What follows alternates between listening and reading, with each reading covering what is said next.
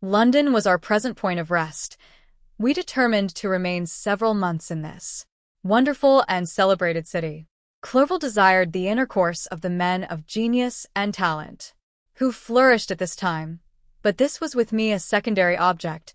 I was principally occupied with the means of obtaining the information necessary for the completion of my promise, and quickly availed myself of the letters of introduction that I had brought with me, addressed to the most distinguished natural philosophers. If this journey had taken place during my days of study and happiness, it would have afforded me inexpressible pleasure. But a blight had come over my existence, and I only visited these people for the sake of the information they might give me on the subject in which my interest was so terribly profound. Company was irksome to me. When alone, I could fill my mind with the sights of heaven and earth. The voice of Henry soothed me, and I could thus cheat myself into a transitory peace. But busy, uninteresting, joyous faces brought back despair to my heart. I saw an insurmountable barrier placed between me and my fellowmen. This barrier was sealed with the blood of William and Justine, and to reflect on the events connected with those names filled my soul with anguish. But in Clerval I saw the image of my former self. He was inquisitive and anxious to gain experience and instruction. The difference of manners which he observed was to him an inexhaustible source of instruction and amusement. He was also pursuing an object he had long had in view. His design was to visit India, in the belief that he had in his knowledge of its various languages, and in the views he had taken of its society, the means of materially assisting the progress of European colonization and trade. In Britain only could he further the execution of his plan. He was forever busy, and the only check to his enjoyments was my sorrowful and dejected mind. I tried to conceal this as much as possible, that I might not debar him from the pleasures natural to one who is entering on a new scene of life, undisturbed by any care or bitter recollection. I often refused to accompany him, alleging another engagement, that I might remain alone. I now also began to collect the materials necessary for my new creation, and this was to me like the torture of single drops of water, continually falling on the head. Every thought that was devoted to it was an extreme anguish, and every word that I spoke in allusion to it caused my lips to quiver and my heart to palpitate. After passing some months in London, we received a letter from a person in Scotland, who had formerly been our visitor at Geneva. He mentioned the beauties of his native country, and asked us if those were not sufficient allurements to induce us to prolong our journey as far north as Perth, where he resided. Clerval eagerly desired to accept this invitation, and I, although I abhorred society, wished to view again mountains and streams, and all the wondrous works with which nature adorns her chosen dwelling places. We had arrived in England at the beginning of October, and it was now February. We accordingly determined to commence our journey towards the north at the expiration of another month. In this expedition we did not intend to follow the great road to Edinburgh, but to visit Windsor, Oxford, Matlock, and the Cumberland Lakes, resolving to arrive at the completion of this tour about the end of July. I packed up my chemical instruments and the materials I had collected, resolving to finish my labors in some obscure nook in the northern Highlands of Scotland. 91. We quitted London on the 27th of March and remained a few days at Windsor, rambling in its beautiful forest. This was a new scene to us mountaineers. The majestic oaks, the quantity of game, and the herds of stately deer were all novelties to us. From thence we proceeded to Oxford. As we entered this city, our minds were filled with the remembrance of the events that had been transacted there more than a century and a half before. It was here that Charles I had collected his forces. This city had remained faithful to him after the whole nation had forsaken his cause to join the standard of Parliament and liberty. The memory of that unfortunate king and his companions, the amiable Falkland, the insolent Goring, his queen and son, gave a peculiar interest to every part of the city. which they might be supposed to have inhabited. The spirit of elder days found a dwelling here, and we delighted to trace its footsteps. If these feelings had not found an imaginary gratification, the appearance of the city had yet in itself sufficient beauty to obtain our admiration. The colleges are ancient and picturesque, the streets are almost magnificent, and the lovely Isis, which flows beside it through meadows of exquisite verdure, is spread forth into a placid expanse of waters, which reflects its majestic assemblage of towers and spires and domes, embosomed among aged trees. I enjoyed this scene, and yet my enjoyment was embittered both by the memory of the past and the anticipation of the future. I was formed for peaceful happiness. During my youthful days, discontent never visited my mind, and if I was ever overcome by ennui, the sight of what is beautiful in nature, or the study of what is excellent and sublime in the productions of man, could always interest my heart and communicate elasticity to my spirits. But I am a blasted tree. The bolt has entered my soul, and I felt then that I should survive to exhibit what I shall soon cease to be, a miserable spectacle of wrecked humanity, pitiable to others, and intolerable to myself. We passed a considerable period at Oxford, rambling among its environs and endeavoring to identify every spot which might relate to the most animating epoch of English history. Our little voyages of discovery were often prolonged by the successive objects that presented themselves. We visited the tomb of the illustrious Hampden and the field on which that patriot fell. For a moment my soul was elevated from its debasing and miserable fears to contemplate the divine ideas of liberty and self-sacrifice, of which these sites were the monuments and the remembrancers. For an instant I dared to shake off my chains and look around me with a free and lofty spirit, but the iron had eaten into my flesh, and I sank again, trembling and hopeless, into my miserable self. We left Oxford with regret and proceeded to Matlock, which was our next place of rest.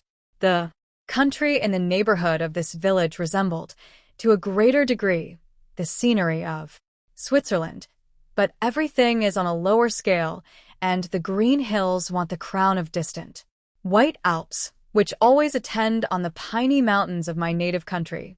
We visited the wondrous cave and the little cabinets of natural history, where the curiosities are disposed in the same manner as in the collections at Servox and Chamonix.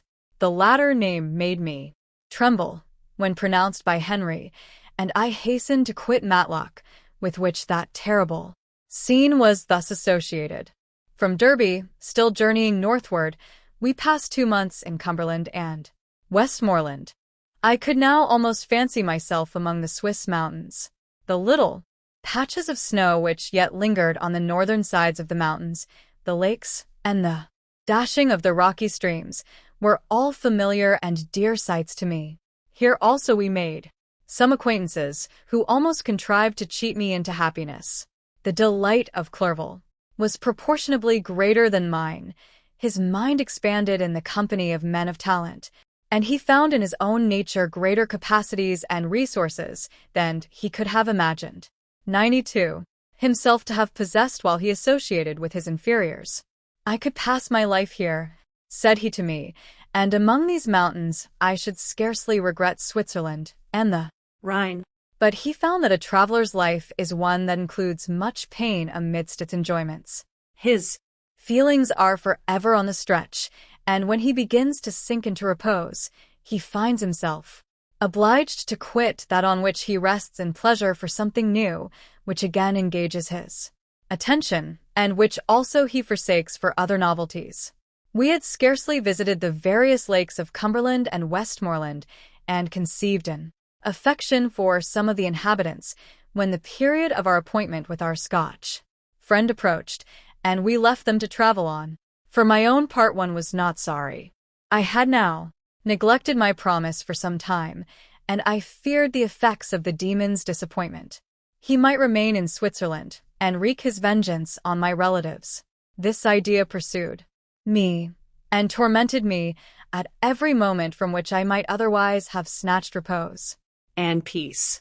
I waited for my letters with feverish impatience. If they were delayed, I was miserable and overcome by 1,000 fears, and when they arrived, and I saw the superscription of Elizabeth or my father, I hardly dared to read and ascertain my fate. Sometimes I thought that the fiend followed me and might expedite my remissness by murdering my companion. When these thoughts possessed me, I would not quit Henry for a moment, but followed him as his shadow, to protect him from the fancied rage of his destroyer. I felt as if I had committed some great crime, the consciousness of which haunted me. I was guiltless, but I had indeed drawn down a horrible curse upon my head, as mortal as that of crime. I visited Edinburgh with languid eyes and mind, and yet that city might have interested the most unfortunate being. Clerval did not like it so well as Oxford, for the antiquity of the latter city was more pleasing to him, but the beauty and regularity of the new town of Edinburgh, its romantic castle and its environs, the most delightful in the world, Arthur's Seat, St. Bernard's Well, and the Pentland Hills, compensated him for the change and filled him with cheerfulness and admiration. But I was impatient to arrive at the termination of my journey.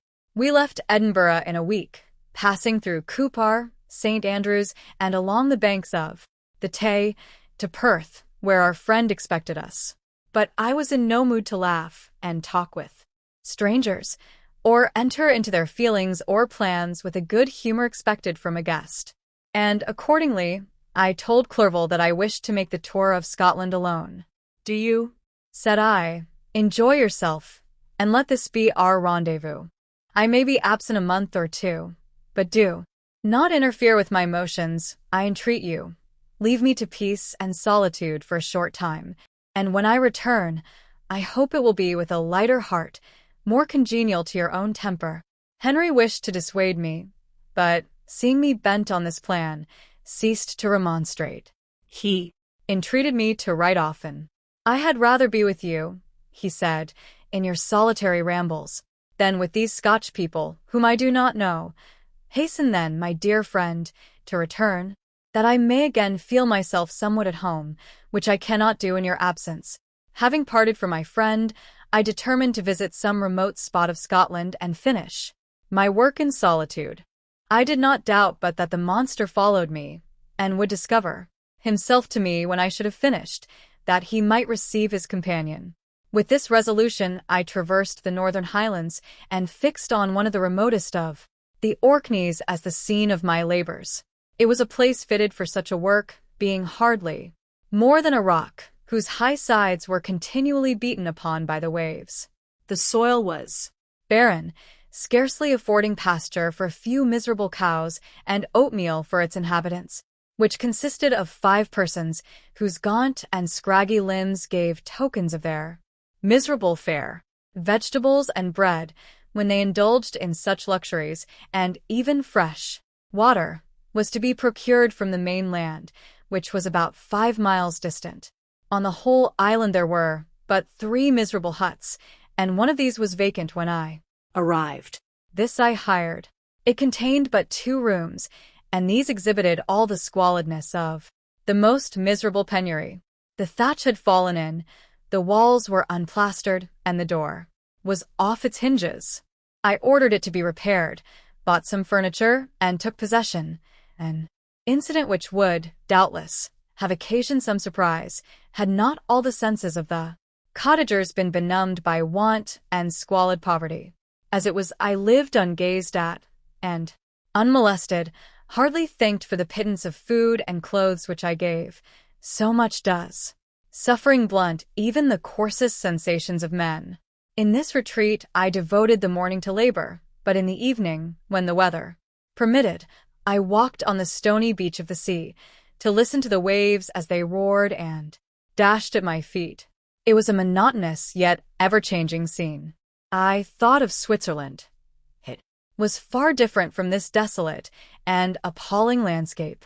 Its hills are covered with vines, and its cottages are scattered thickly in the plains. Its fair lakes reflect a blue and gentle sky. And, when troubled by the winds, their tumult is but as the play of a lively infant, when compared to the roarings of the giant ocean. In this manner I distributed my occupations when I first arrived, but as I proceeded in my labor, it became every day more horrible and irksome to me. Sometimes I could not prevail on myself to enter my laboratory for several days, and at other times I toiled day and night in order to complete my work. It was, indeed, a filthy process in which I was engaged. During my first experiment, a kind of enthusiastic frenzy had blinded me to the horror of my employment. My mind was intently fixed on the consummation of my labor, and my eyes were shut to the horror of my proceedings. But now I went to it in cold blood, and my heart often sickened at the work of my hands. Thus situated, employed in the most detestable occupation, immersed in a solitude where nothing could for an instant call my attention from the actual scene in which I was engaged, my spirits became unequal. I grew restless and nervous. Every moment I feared to meet my persecutor. Sometimes I sat with my eyes fixed on the ground, fearing to raise them, lest they should encounter the object which I so much dreaded to behold. I feared to wander from the sight of my fellow creatures, lest when alone he should come to claim his companion. In the meantime I worked on, and my labor was already considerably advanced. I looked towards its completion with a tremulous and eager hope, which I dared not trust myself to question, but which was intermixed with obscure forebodings of evil that made my heart sicken in my bosom.